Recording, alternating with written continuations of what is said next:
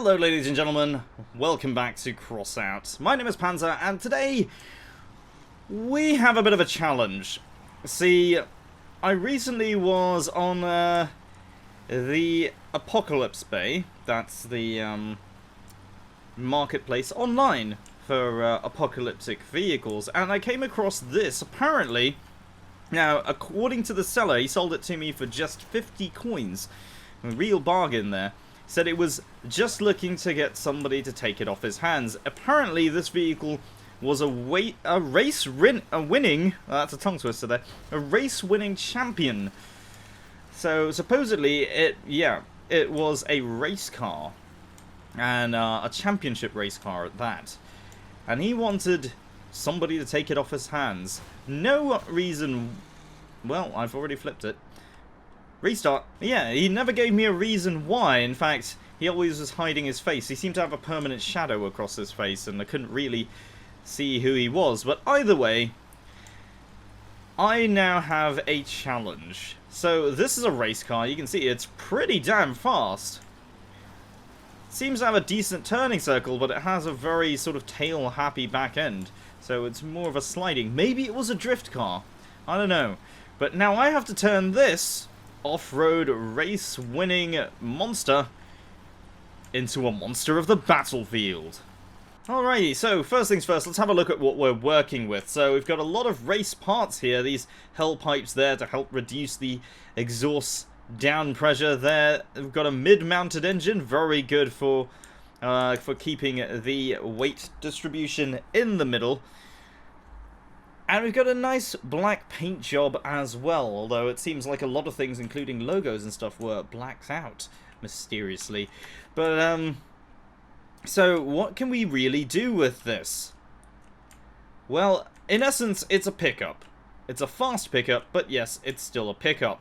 And how can we actually make use of this? Well, I want to keep the overall shape as it is. For the most part. I think that's actually quite alright. It is a little bit imbalanced though, so what I'm thinking of doing is putting a little bit more weight on the front, taking a little bit more weight off the rear, and we'll see how we go from there. Alright, so with a couple of little modifications, we now have a significantly more survivable vehicle. I've armored up the front here with these tin caps to help give us a little bit more damage resistance on the front, and this van bumper to be a little bit more durable than that bumper catch that we had before. And at the same time, it's a little bit lighter as well, I think, anyway. No, it's about the same. You know what? It's exactly the same. And we're still using the lightweight frame at the moment, but what I'm thinking of doing, I'm going to cut that off. And I'm going to put a normal frame in the middle. And now this is going to increase weight, but not a huge amount. The reason I'm doing that is that gives us a couple of extra structure points without modifying the exterior and without adding too much undue weight. It only weighs 2.7 tons, so that means, when we just test drive it, it's still just as fast as it was before, except it's a lot more survivable now, which means that we could actually make this a very viable vehicle. I mean, of course, it's still got a very long tail, but you know what? It's now not going to explode immediately. Okay, so let's think about weapons, shall we? Obviously, something this fast can get in and out very quickly, but what sort of weapons would be useful for something which has speed like this? Obviously, with a power score of 1,333, we're already getting very, very close to the maximum that we'd really want to have. So I'm thinking of moving these headlights to the front. That'll give us a little bit more frontal visibility, and that allows us to use the top of the cabin as a weapon mounting point. Now, just have a look at the weapons that we have available. So we've got a couple of shotguns, and we've got machine guns, cannons, and autocannons. Now, I'm thinking that maybe, I'm just having a look at the power score of a lot of things, that maybe a machine gun build might be the most effective for something like this. Or we could use autocannons. That could work quite nicely as well. Now bear in mind, if this is a low power score vehicle, then we need to keep our speed up so that we can stay competitive. Alternatively, we can put a big cannon on the back there with a couple of ammo boxes, and that will allow us to do what we need to do. However, that's very, very heavy, as is the autocannons. I mean, 20mm is already 324 kilograms, whereas a machine gun is 170, so we've got a lot of weight considerations to make, and I really don't want to make this too heavy. A shotgun, on the other hand, is only 68 kilograms, but it's only useful at close range. So that's a tricky one. It's very, very tricky. Machine guns alone are 140 kilograms. That's a lot. And I don't think they'll be doing too much damage. So what I'm thinking of doing, let's just have a look at what our power score is. So we got 1,333. We can put a medium machine gun here in the middle. Brings our power score up to 1,800. And that's hopefully going to be enough. With the Van Bumper in front, we might actually do some good melee damage, but this will allow us to get in and get out very quickly. Alternatively, I could put one slightly to the side, like so, and we could have a twin machine gun loadout, but that is 2,300 power score, and I really want to keep this power score down. So we're going to go with one. I know that's a little bit boring, but weaponizing a sports car, if you will, it's not exactly an easy task. But hopefully, this will hopefully do what we need it to do. Alright, let's take this out for a test drive and just see how effective that one machine gun is. Obviously, with the pickup cabin as well, we do have a much better... handling characteristics as well. So we could still make use of this. I am worried about how tail happy this thing is. I have put a little bit more weight on the front there, but maybe not enough. Could actually shift that bit of chassis to the front even to give it a little bit more weight, I think. But that might actually cause it to slide out even more. But for now though, this looks like it's going to work. Alright, here we go, and possibly the lowest power score match I've ever been in, and with just a single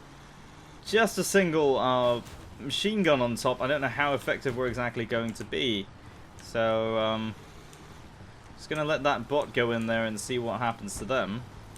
There is somebody already running around this side. I think it's another one of their bots.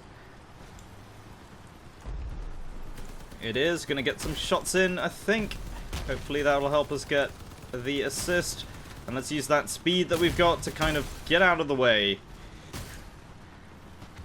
It is really a very, very fast vehicle. Let's get in close. And run away. Run away.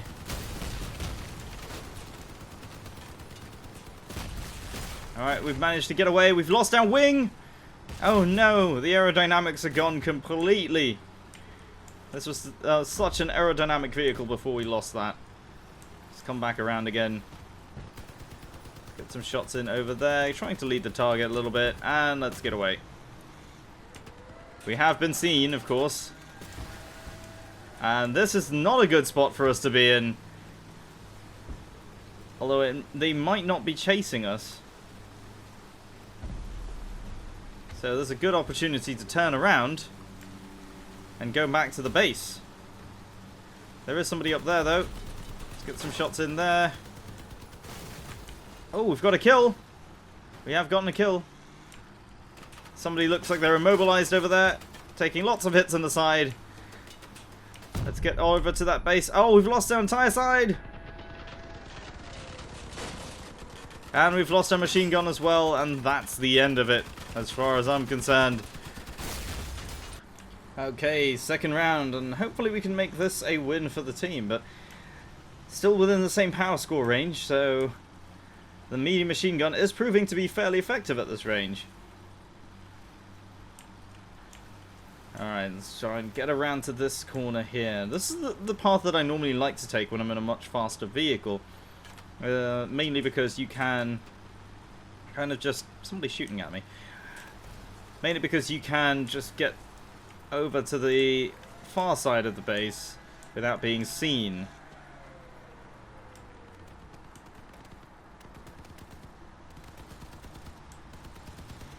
Alright, I'm going to let these guys go in front. If they get shot at, we know somebody's over there. And there's somebody with a drone. I believe that's Madcap over there. That's a rocket drone. We've got our fuel tank exposed. We've got a missile incoming. We've lost a wheel. Trying to make it back to our lines without exposing that fuel tank. I've got a teammate that's firing at him now. He's got his attention. I'm going to put some fire in on this guy as well. Not let him get away. He seems to have lost most of his weapons though, so it's really just a choice of finishing off now. He does have some nasty hatchets there on the back there, and I've just noticed somebody's got his missile drone back up. We can, however, kill the drone. That drone there has to be using a lot of power. So hopefully he can get in there. There is somebody behind me, I know. Trying to get away from them. Hopefully try and hunt down this elusive drone user. And we get sniped. Alrighty, here we go. And trying to get to the other side of the map as quickly as possible without being seen. And I've just realised that there in the chat we've been recognised. And I don't like to type in my videos, so if you are Madcap, if you're watching this, hello! Yes, it's me. And sorry I didn't reply because I'm recording. Trying to run away now. It doesn't appear that there's anybody on our team on this side, so hopefully, and we have lost a wheel too. So hopefully, they don't see me? Maybe? Nope, they've seen me. Just fill him with lead. Fill him with lead and run away. Or get rammed. Either one. Oh, that was a bad position to be in. Definitely quite bad there. So this is a sort of range where possibly using a cannon might actually, like this sort of power score range, cannons would be far more effective.